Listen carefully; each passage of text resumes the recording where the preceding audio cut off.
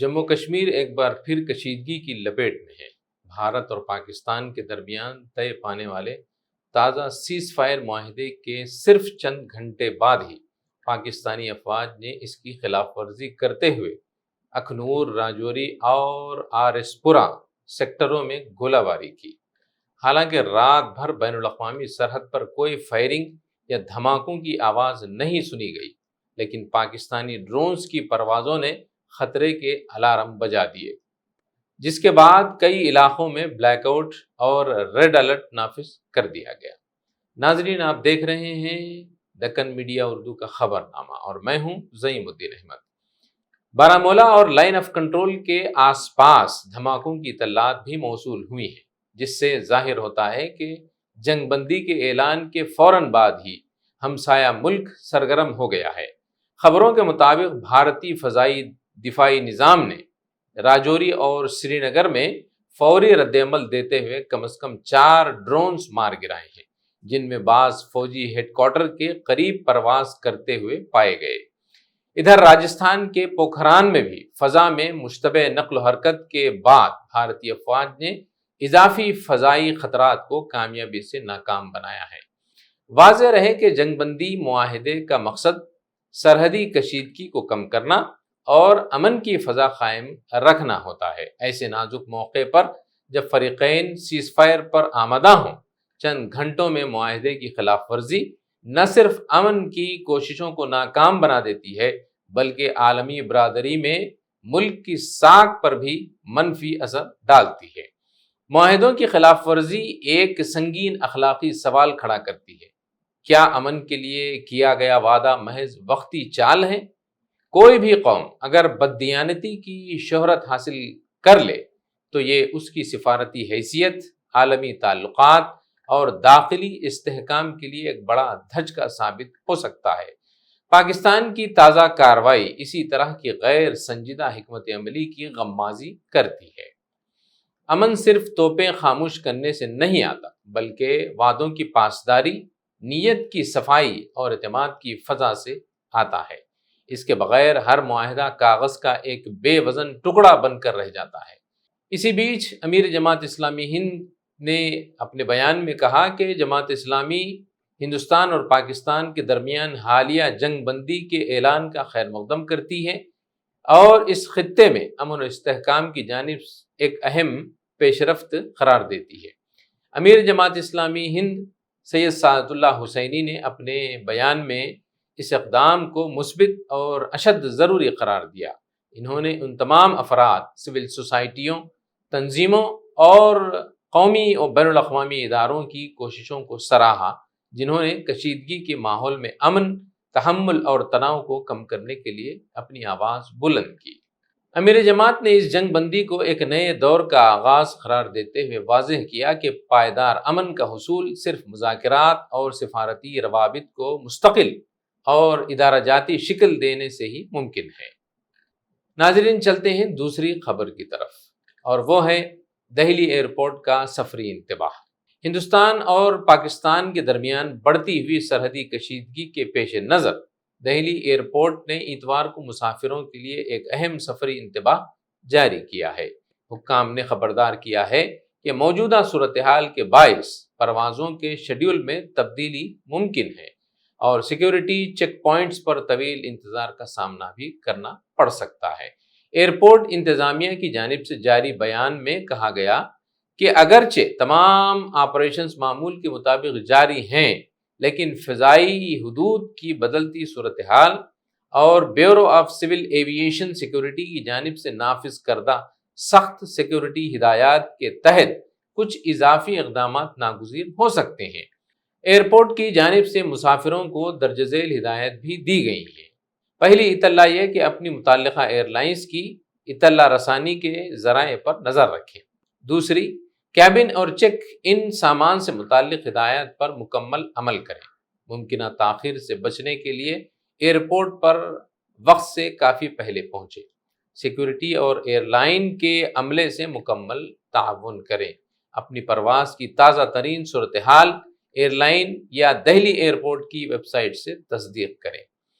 یہ انتباہ ایسے وقت میں جاری کیا گیا ہے جب گزشتہ 4 دنوں کی ہلاکت خیز جھڑپوں کے بعد حال ہی میں ہندوستان اور پاکستان کے درمیان ایک دو طرفہ افہام و تفہیم طے پایا تھا، تاہم اس کے چند گھنٹوں بعد ہی اسلام آباد کی جانب سے جنگ بندی کی خلاف ورزی کی خبریں آئیں، جس سے خطے میں کشیدگی دوبارہ بڑھ گئی ہے۔ ایئرپورٹ حکام نے مسافروں سے درخواست کی ہے کہ وہ موجودہ صورتحال کی نزاکت کو سمجھتے ہوئے صبر و تحمل کا مظاہرہ کریں اور تمام حفاظتی اقدامات پر عمل درآمد میں تعاون کریں۔ ناظرین، چلتے ہیں تیسری خبر کی طرف۔ بھارت کے پہلے بدھ متی اور دوسرے S C chief justice B R Gavai کی 14 مئی کو حلف برداری ہوگی۔ بھارت کی عدلیہ ایک تاریخی لمحے کی جانب بڑھ رہی ہے، جب 14 مئی 2025 کو justice Bhushan Ramkrishna Gavai supreme court کے چیف جسٹس کے طور پر حلف اٹھائیں گے۔ وہ اس اعلیٰ منصب پر فائز ہونے والے پہلے بدھ متی اور شیڈیول کاسٹ سے تعلق رکھنے والے دوسرے چیف جسٹس ہوں گے۔ ان کی تقرری نہ صرف عدالتی تاریخ میں ایک نیا باب ہے، بلکہ توقع ہے کہ سماجی انصاف کی جدوجہد کے تناظر میں ایک اہم سنگ میل ثابت ہوگی۔ صدر جمہوریہ محترمہ دروپدی مرمو نے 6 مئی کو جسٹس گوائی کو 14 مئی سے چیف جسٹس مقرر کیا۔ ان کا دورانیہ 6 ماہ اور 9 دن پر مشتمل ہوگا اور وہ 23 نومبر 2025 کو ریٹائرڈ ہوں گے۔ ایک غیر رسمی ملاقات میں سینئر صحافیوں سے گفتگو کرتے ہوئے جسٹس گوائی نے صاف کہا، جب ملک کسی اذیت سے گزر رہا ہو تو سپریم کورٹ خود کو الگ نہیں رکھ سکتا، ہم بھی اس ملک کا حصہ ہیں۔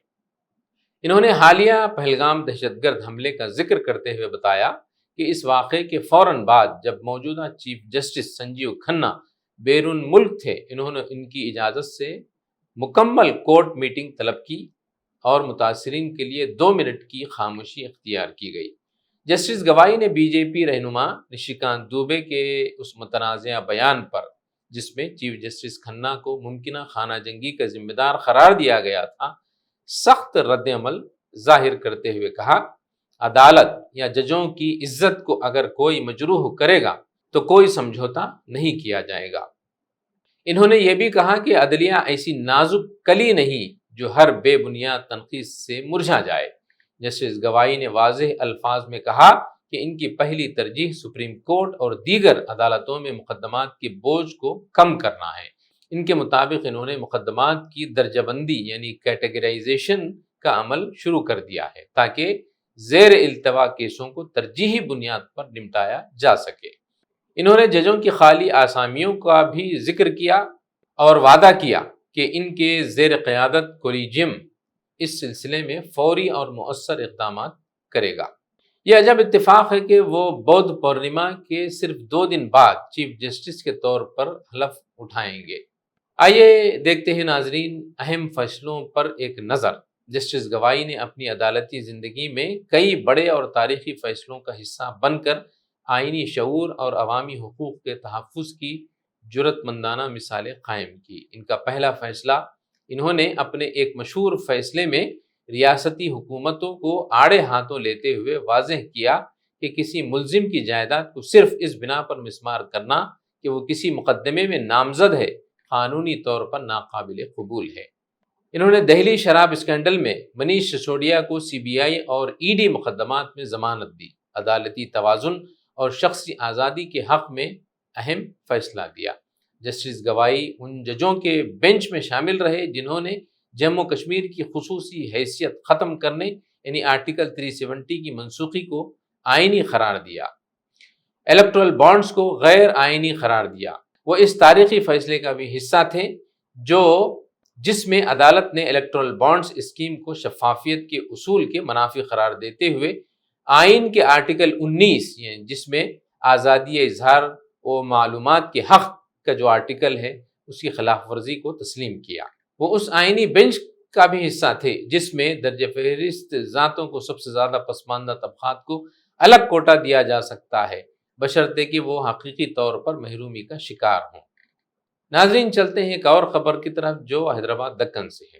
حیدرآباد میں اسپا سینٹر پر چھاپے مارے گئے جس میں 7 خواتین کو بازیاب کیا گیا۔ پولیس کے مطابق یہ کارروائی خفیہ اطلاع کی بنیاد پر انجام دی گئی۔ ابتدائی تفتیش سے پتہ چلا ہے کہ متاثرہ خواتین کو ملازمت، مساج تھراپی اور سیلون ورک کے نام پر بلایا گیا تھا اور بعد میں دھمکی، لالچ اور مجبوری کے تحت انہیں جنسی دھندے میں دھکیل دیا گیا۔ اس مکروہ کاروبار کا نیٹ ورک منظم انداز میں چل رہا تھا اور اس میں چند اعلیٰ طبقے کے افراد اور بااثر شخصیات کے ملوث ہونے کے بھی شبہات ہیں۔ پولیس نے اسپا سینٹر کی مالکن سمیت 3 افراد کو حراست میں لے لیا ہے اور مزید تفتیش جاری ہے۔ یہ کوئی پہلا واقعہ نہیں ہے۔ گزشتہ 1 برس میں شہر میں درجنوں ایسے اسپا یا ویلنس سینٹر پر چھاپے مارے جا چکے ہیں جہاں پردے کے پیچھے مساج کے نام پر عورتوں کی عزت کو نیلام کیا جاتا رہا۔ یہ واقعہ محض ایک پولیس کارروائی نہیں ہے بلکہ ایک اجتماعی شرمندگی ہے۔ یہ صرف 7 خواتین نہیں، پورے سماج کی غیرت، حساسیت اور ضمیر کو جھنجھوڑنے والی چیخ ہے۔ اسلام، ہندو دھرم، عیسائیت، سکھزم، کوئی بھی مذہب ہو، کسی نے بھی عورت کو کاروبار بنانے کی اجازت نہیں دی۔ سبھی دھرموں نے عورت کو ماں، بہن، بیٹی، بیوی کی حیثیت سے عزت و وقار عطا کیا ہے، لیکن افسوس جدید دنیا کی حرص، شہوت اور سرمایہ کی دوڑ نے عورت کی پہچان کو ہی مسخ کر دیا ہے۔ ذمہ داری کس کی ہے؟ صرف حکومت کی نہیں ہے۔